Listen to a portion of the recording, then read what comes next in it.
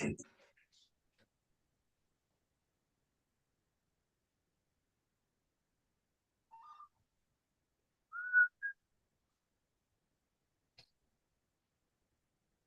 everybody, we are now recording and live on YouTube, so we can go and get this meeting started. Thank you for bringing this agenda up, Ms. Priscilla. First item on the agenda is call to order for roll call. Ms. Gonzalez. Present. Thank you. Mr. Freitas. Hi, Kevin Freitas here. Thank you, Mr. Freitas. Mr. Davis. Thank you, and Ms. McNeely. Present. Thank you. Let the record reflect that we do have a quorum. And next item is Pledge of Allegiance. I pledge allegiance to the flag of the United States of America and to the republic for which it stands, one nation, under God, indivisible, with liberty and justice for all. Okay, next item is the approval of the agenda and previous minutes. I know Priscilla has provided these documents to you in advance, the agenda for May 20th, 2026, which is today's meeting, and the previous minutes for April 29th, 2026. So they're also reflected on the screen here as well. So if you need a moment to do a quick review, unless you've already done so, give you that moment.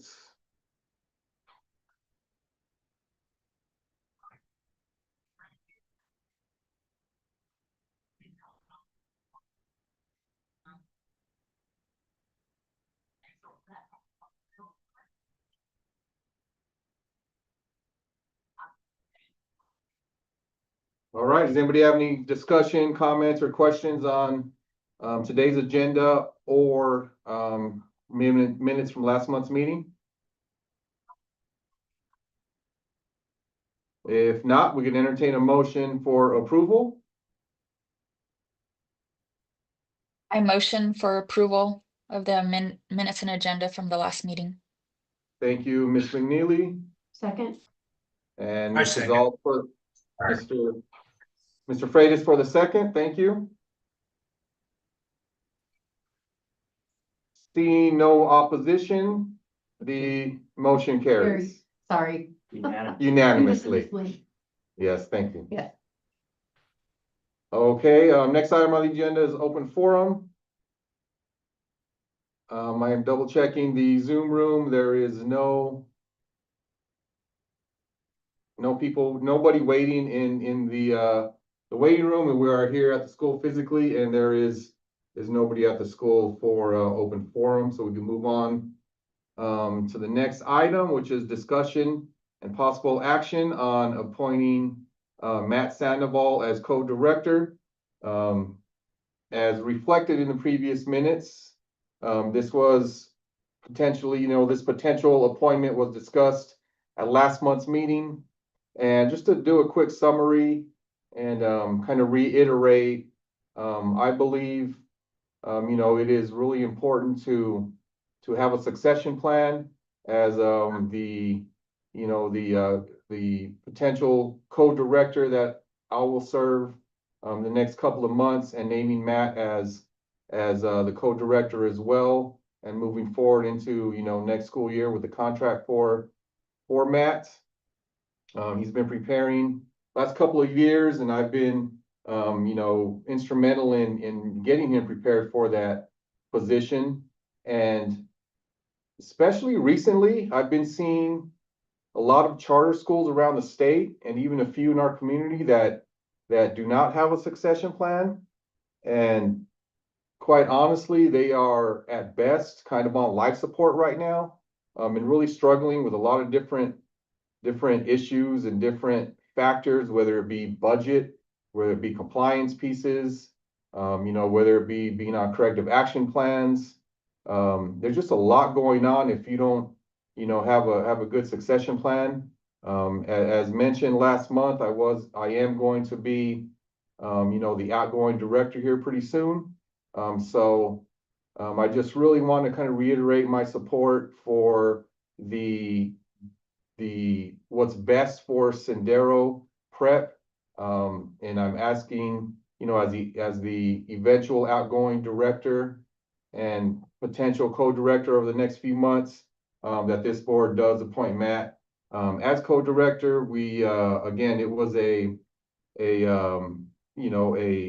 recommendation as far as the process we're going through from our attorney, Mr. Dan Hill, as far as this being a process that is normal for high achieving schools around the state.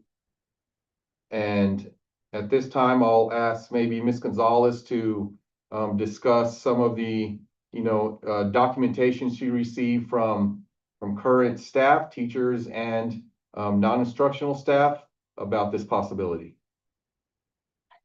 So in terms of Mr. Sandoval taking over in place of Mr. Martinez, we did receive several letters of recommendation, high recommendation regarding Mr. Sandoval's leadership skills, his participation, his motivation from multiple support staff, including teaching staff. So,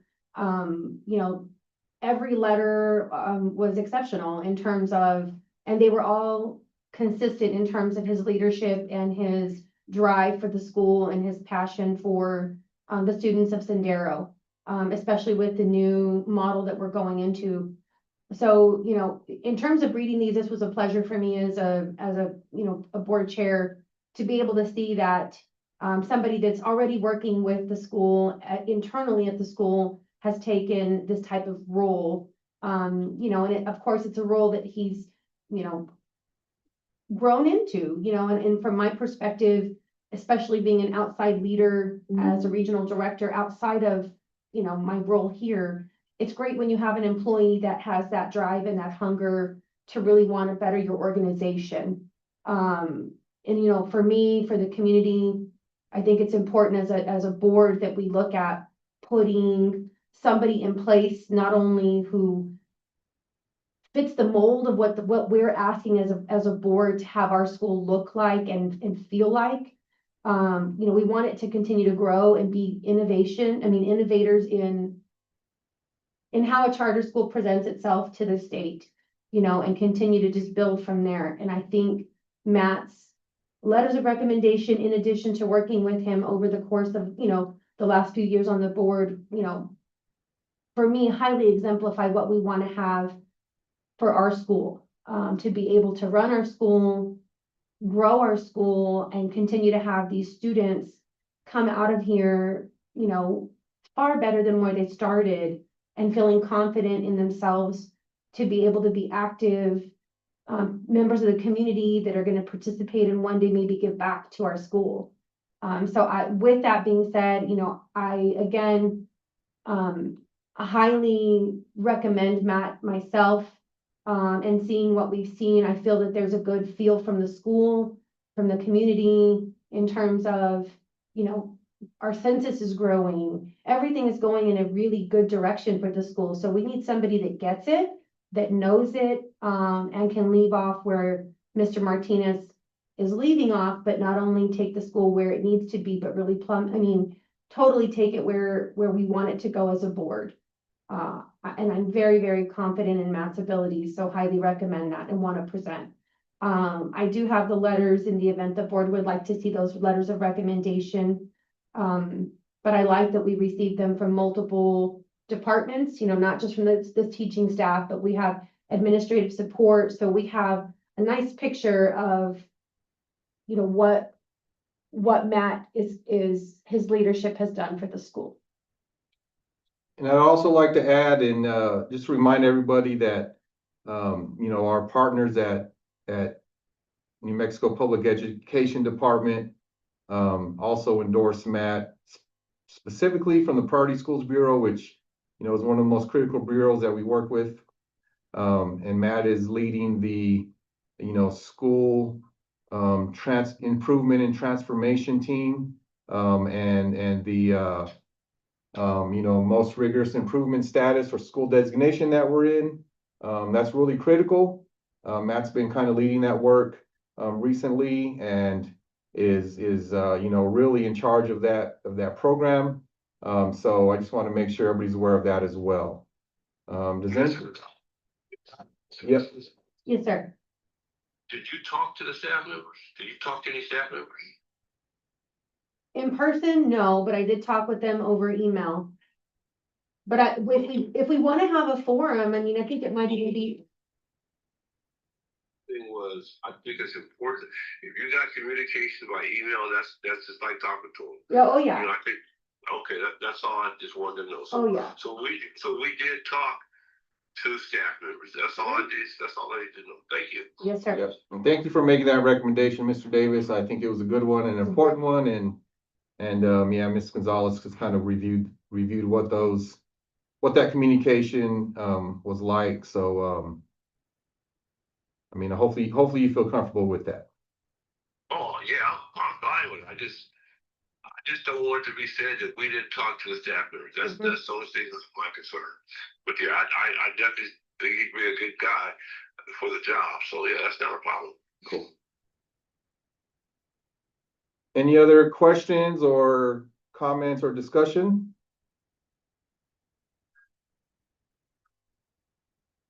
Okay, if not, we can, you know, make a motion for appointing Matt as co-director effective July 1, 2026. I make a motion to appoint Matt Sandoval as co-director as of July 2026. Thank you, Ms. McNeely, for that motion. Second.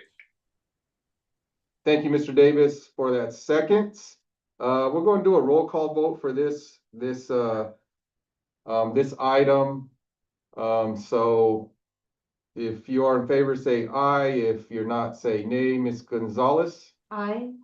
Mr. Freitas, Aye. Ms. McNeely, Aye. and Mr. Davis.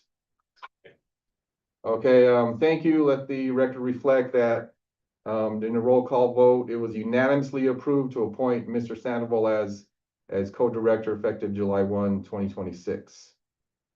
Thank you, everybody. I think that's a very important action, and I have 100% confidence that, you know, it is the right action. So thank you very much. I feel very grateful for you all. I feel very appreciative. And I feel very comfortable with the direction the school will continue to you know, go throughout Mr. Sandoval's tenure, you know, as co-director and eventually you know, singular lead director. So thank you very much. So I do have a question, and if we need to, you know, move this to another meeting, we could. But I want to make sure that we create the communication and how we're going to relay this to staff in addition to students. I think it's important that we relay to staff primarily so that they don't find out at the same time as the students or the public, because you want to have that professional courtesy to the team that you're going to serve of, hey guys, this is what's happening. So I think that we need to, you know, I'm not sure if we need to draft a notification, draft a letter to the school, to all the staff, you know, to advise, to inform of the change and say that, what are your guys' thoughts? It's Mr. Wallace, Yes, sir. the chairman of our school. I think it's imperative that you have a meeting with the staff and let them know what the board has decided to do. Okay, I don't think it should come from Cass. I think it should come from you. perfect. So, and this is where I want the board's feedback on, do you recommend that we have a meeting with staff, you know, or require a mandatory meeting to announce, you know, just so that we can make sure? Okay, good. Okay, good. Good. So maybe what we do with graduation being tomorrow, we get through graduation, right, tomorrow? Are you available tomorrow morning? Yeah, I'll make myself available. Okay, 'cause I've already called a staff meeting for tomorrow morning. Perfect. So I think that would be That's the right time. Yeah. What time for tomorrow? 8:30. Yeah, I can still be here. I will be happy to announce that. Perfect. Okay, then that's good. I just want to make sure that we're all in agreement as a board that we want to handle it this particular way to make sure that we create that transparency and bridge it nicely. I don't want it to be a hard blow to anybody. 'Cause this is great news, right? Yeah, for sure. I think it's great Yep. news. It's celebratory news. Mhm. Yep. That's a Agreed. great idea, Mr. Davis. I like it. Perfect. I think it comes a lot better coming from Ms. Gonzalez than Kaz or myself. Uh-huh. Yeah. Yep, and we already have a meeting scheduled, so we have time, to do that announcement tomorrow morning. Yeah, we can start off with that as maybe the main start of the meeting, get it done, and then I can exit. If there's any questions, we can answer any questions at that time. You know, if we have to have secondary meetings or whatever with anybody, we can do that. But it'll be, pretty quick and easy. I think Yep. it's a great announcement. Then you guys can get to your meeting and I won't be in the way. Awesome. Does that sound good? Perfect. Right? I like it. Yep, I'm excited. sounds good with me, Mr. Davis, you good with that? Oh, yeah, you sound good. Yeah. Cool. Oh, yeah. All right, thank you, everybody. We can move on to the next item, discussion and action for fiscal, Ms. Cabral.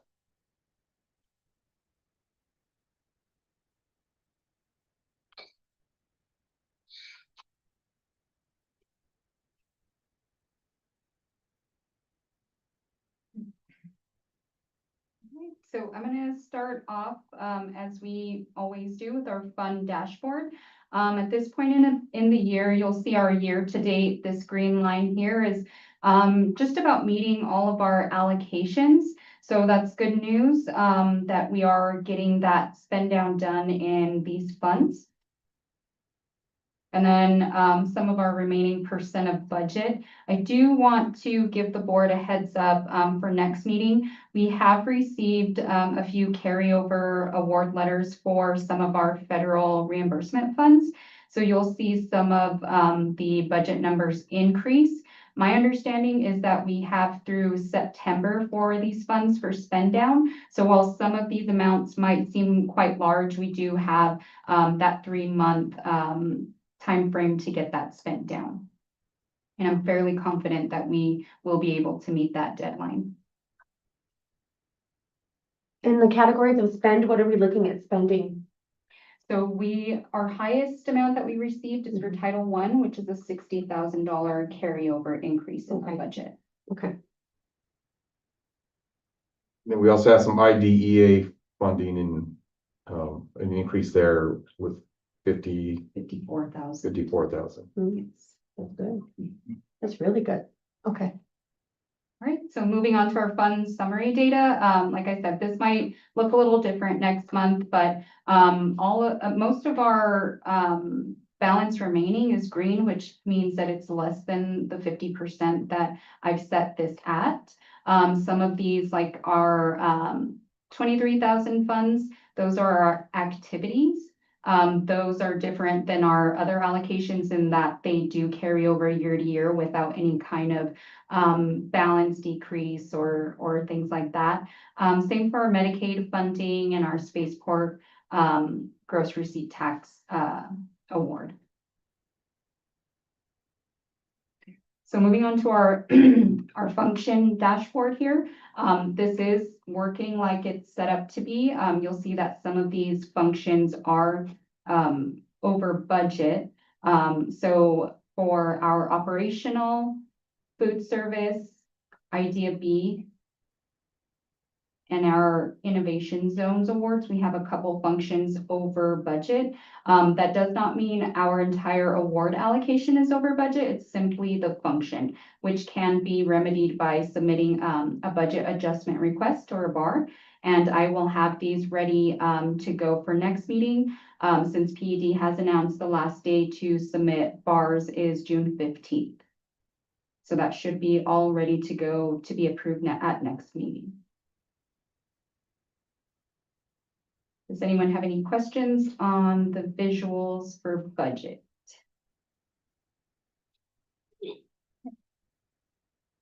Moving on to revenue, I did have to summarize the March and April amounts. So revenue for March and April is totaling $606,191. This is a mix of RFRs, our student nutrition, adult meal fees, and Medicaid reporting reimbursements. some student fees, but, that's the number that we're looking at for, revenue at this point in time.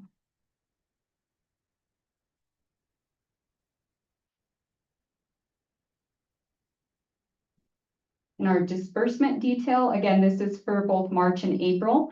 We're totaling $570,305, which you'll see this kind of decrease as we move into June. There might be a few invoices that we have a large amount to pay out in June, such as our student internships in our CSI fund.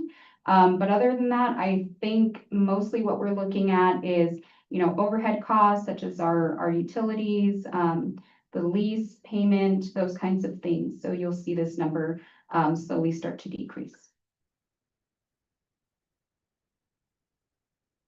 Okay, moving on to our action items. I do have bars number 54 through 59. The first one is our Attendance Success Initiative grant. This is simply moving some money out of our PD into our supplies and materials, just to get some promotional items that are allowable expenses in that fund for the school. The next bar is in our operational account. This was a decrease for our membership projections. We had projected 217 initially, and the decrease that we received for not meeting that number was $25,135. The next bar, or the next couple bars are actually maintenance bars in our Perkins funds. And this is just adjustments for some supplies and moving that budget or some of that budget into our student memberships and other charges, just to cover registration fees, membership dues, things like that for our Ed Rising, HOSA, BPA, those types of student organizations. So on those ones, Priscilla, for the Perkins Reserve and the Perkins Secondary, they're duplicate, right, on the note section of the adjustments and. Yes, Okay. so this fiscal year, when we submitted our application for College and Career Readiness Bureau, this was the first year they split those awards into two different funds. Previously, it was just Fund 24174, and all of budget was in there. But we did have to separate those this fiscal year. Okay, And I believe next year it's the same sort of split between the two funds. okay. Makes sense. Right, and then the next is an increase in Fund 24172 of $1,075.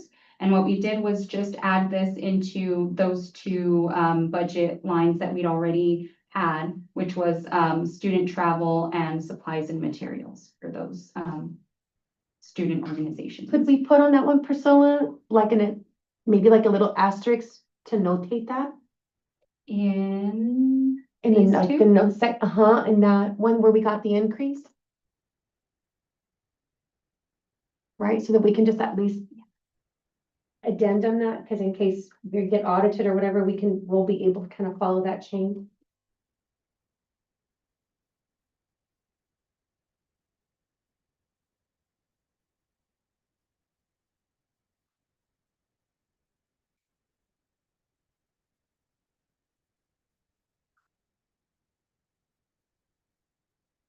Okay, thank you so much.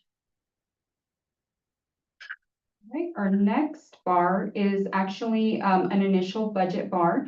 This is the Next Gen CTE expansion grant, which we did receive kind of late in the year, especially for the amount of the award that we received. We did have a plan in place before we actually had the award. So we gathered quotes, meeting the procurement compliance piece. All of those orders have been, they're ready to go. And we feel very confident that we'll have this amount of $176,000 spent down before the expiration at 6/30. Okay. Yeah, and I just want to add that, I mean, that is a lot of money for pretty much a supplemental grant that we received really late in the year. And it was it's gonna really help support our programs of study, specifically in the medical pathway that we have. And also potentially some of the other pathways and these items are gonna be in a space that's gonna be accessible to all of the students and all of the programs of study that we have. So we're excited to get some of these items in. They're high dollar items, but they all come from a grant. So we're just really, really happy that we're able to supplement our budget with a lot of these extra funds and provide what we need to provide for the students to advance in their pathway. All right, and our final bar is for our Innovation Zones Fund. This was simply to add budget to our summer internship coordinator stipend benefit lines, specifically for retirement, retiree healthcare, Social Security, and Medicare. So that is in the amount of $4,138. So it's not very large, but again, it's just covering those benefit lines since we've already had the additional compensation in our budget.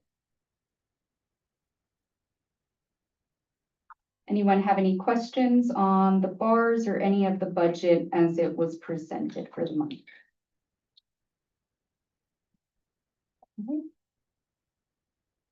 That looks really nice. It's one of our cleanest budgets. Yeah, Like, really pretty. yeah.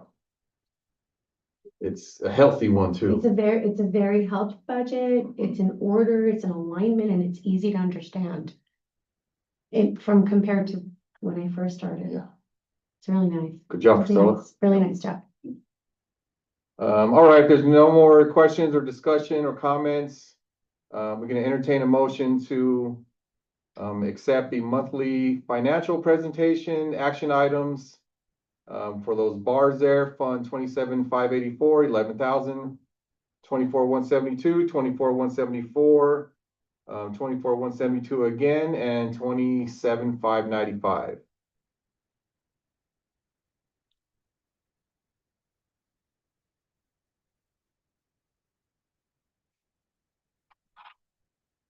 I will make a motion. I thought someone else was talking. I will make a motion to pass the budget.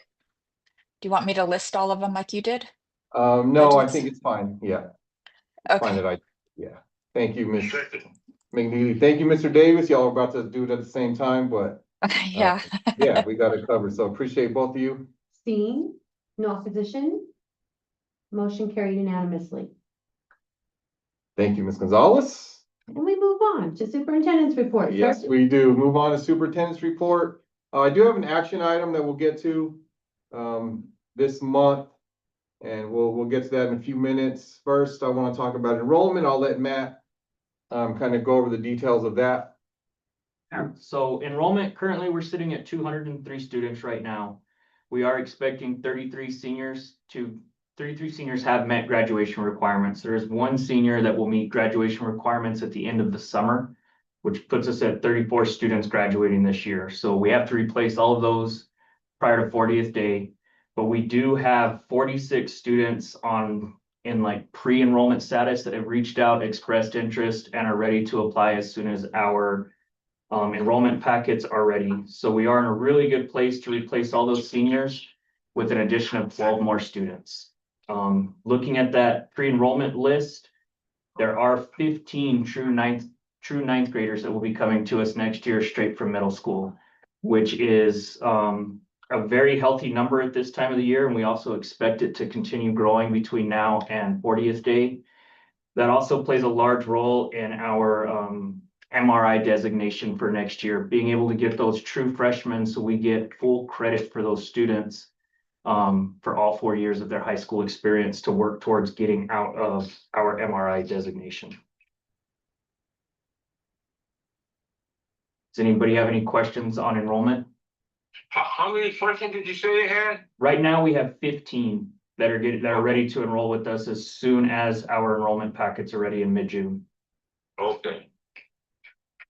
which is significantly more than we have at this time in years past. Yeah, I think we started this school year with about half of that, when school started, so. We have more 8th graders wanting to come here as a, you know, their school of choice versus School kind of the last resort, so that's really good. Amazing. All right, thanks, Matt, for that summary.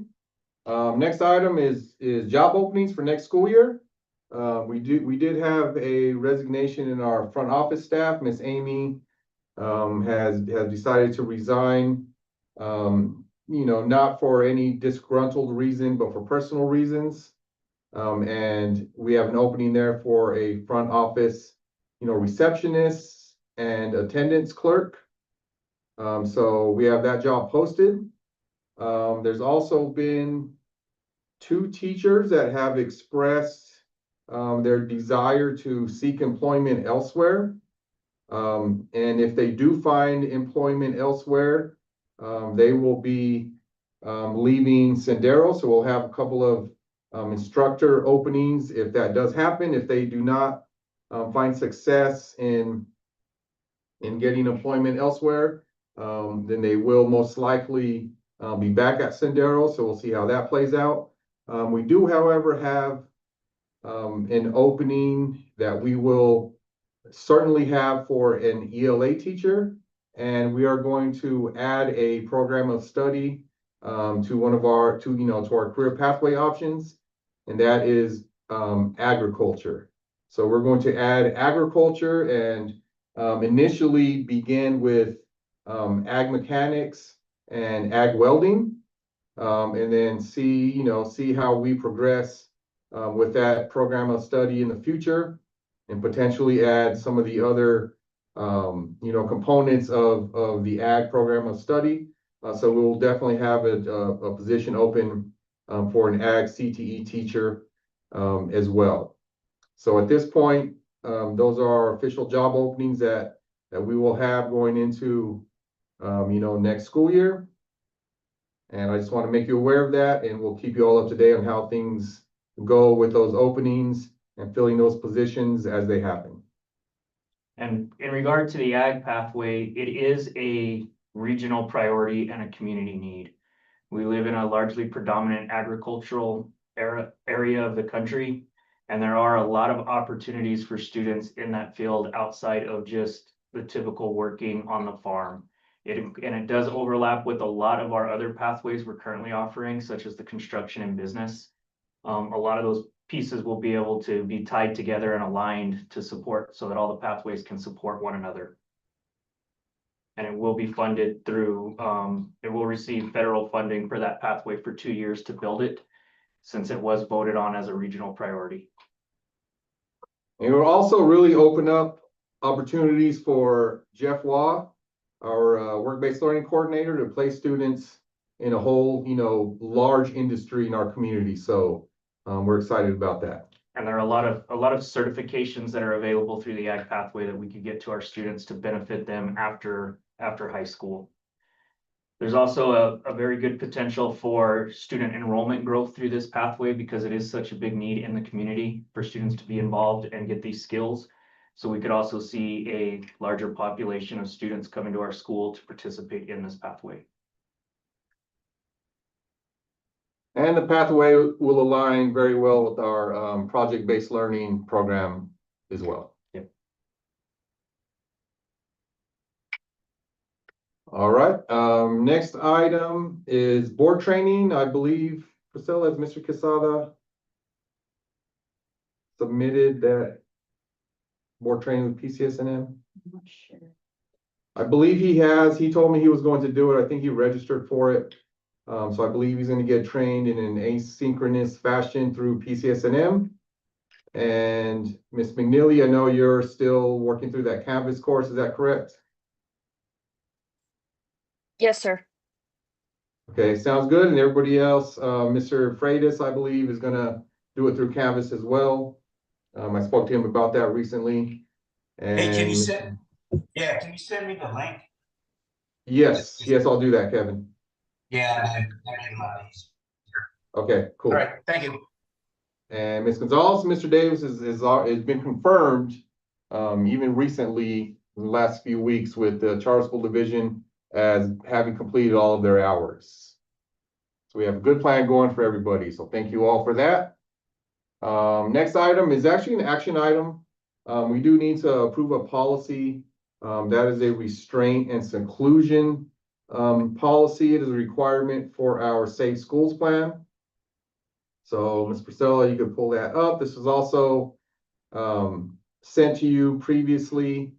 But essentially it is a policy that, protects the school, protects the students. If there was ever a need to, restrain or seclude a student. And, you can read through that policy there.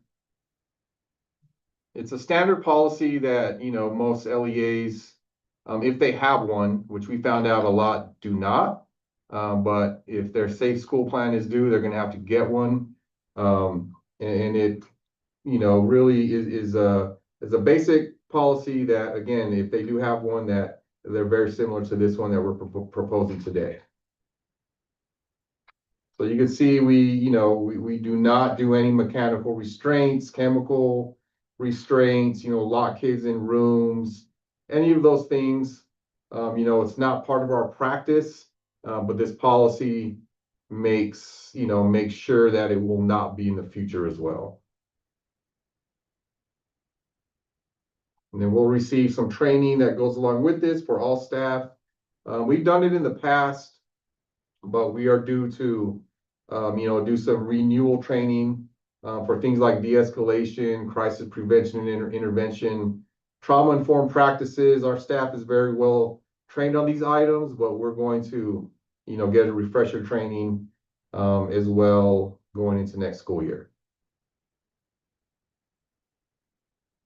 A lot of the training we're doing with culturally and linguistic responsiveness also aligns to kind of the layer 1 training that this involves as well. So really just making sure to do, a lot of prevention, preventative techniques, and making sure that, situations don't arise to the level with our students that a restraint or seclusion, is required or necessary, which fortunately, has really not been the case my whole, tenure here, and even before when I was a teacher and assistant admin, it hasn't happened as well.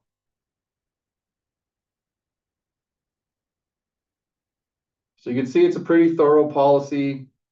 Again, it aligns to all of the requirements in state statutes, and again, it's pretty standard across LEAs that do have one of these policies.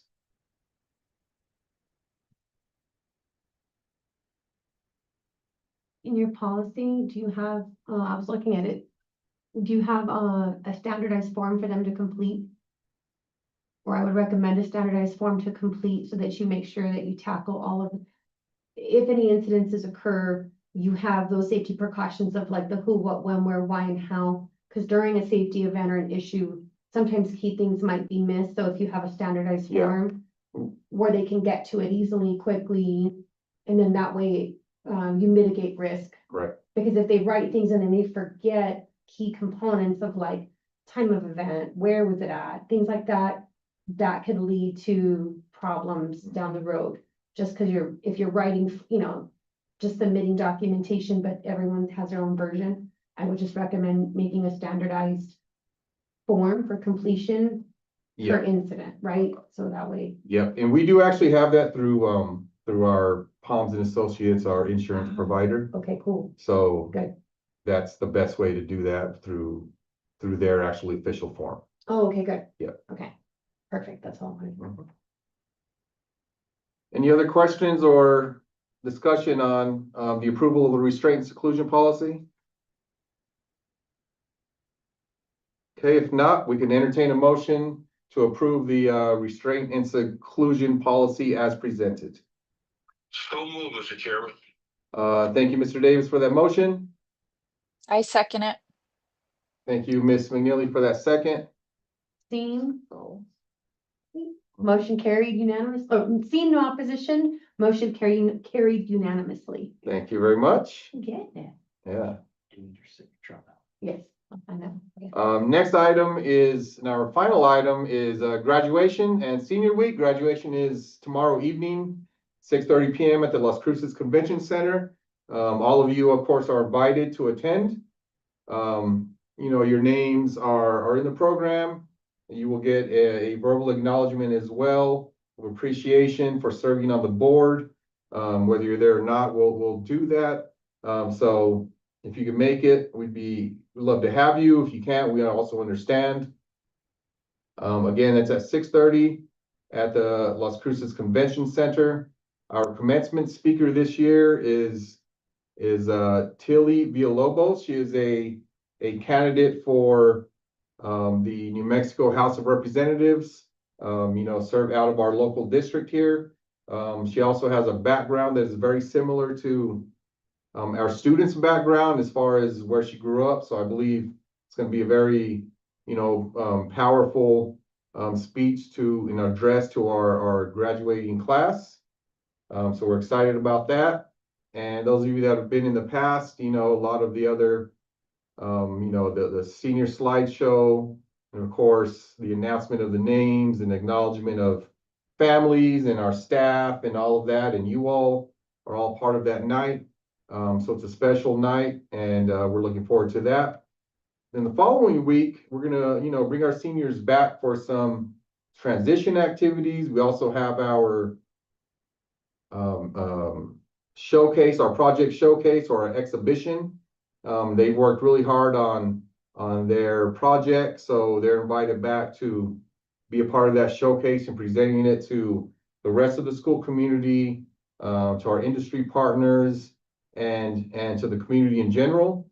So there's some other transition things going on. Mr. Wall, Mrs. Cisneros are going to be, you know, making sure that they're set up for success as far as what they're going to do this summer, whether or not they have enrolled in post-secondary or want to, you know, go straight into the workforce. That's related to what their internship was and what their program of study is.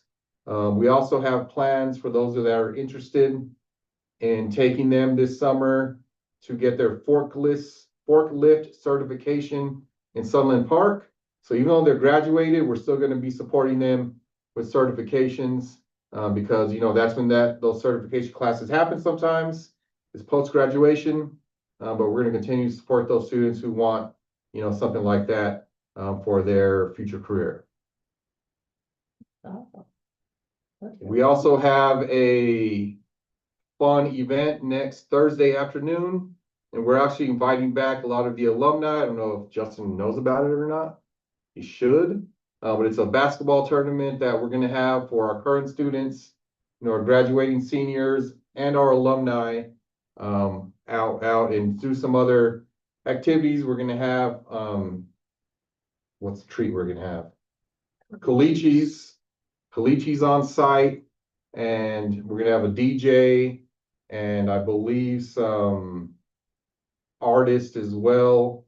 So it's gonna be a fun kind of way to, you know, kind of close out the year with our seniors, with the rest of our student body, and with the community as well. So you all are invited to that if you'd like to participate. And then we'll, you know, wrap up the school year at the end of next week as well. That's awesome. All right. If anybody has any other questions or comments about anything, you can make them at this time. If not, we are ready to adjourn. All right. Thank you, everybody. I think that's a signal we could adjourn. So appreciate you all. And again, very, very appreciative of all the actions we took today. And I really look forward to what's next for Sendero. Thank you. Thank you, everybody. Thank you.